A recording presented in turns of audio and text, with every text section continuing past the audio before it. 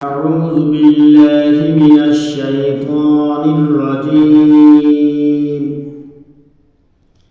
بسم الله الرحمن الرحيم.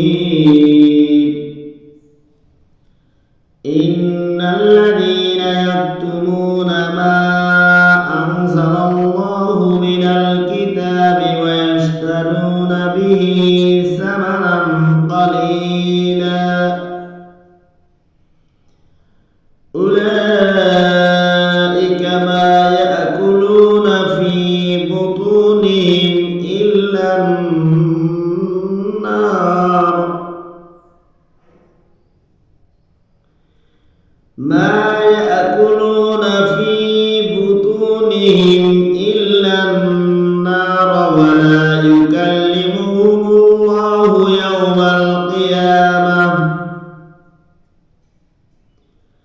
ولا يكلمهم الله يوم القيامة ولا يزكيهم ولهم عذاب أليم. أولئك الذين اشتروا الضلالة بالهدى والعذاب بالمغفرة فما أصبرهم على النار ذلك بأن الله نزل الكتاب بالحق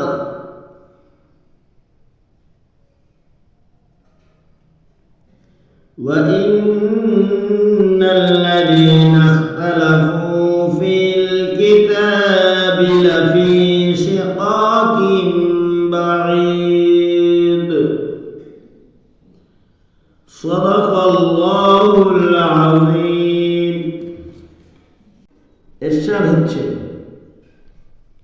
নিঃসন্দেহে যারা আল্লাহর নাযিল করা কিতাবের অংশ বিশেষ গোপন করে রাখে, সামান্য বৈষয়িক মূল্যে তা বিক্রি করে দেয়, তারাই হচ্ছে সেই সব লোক যারা আগুন দিয়ে নিজেদের পেট ভর্তি করে।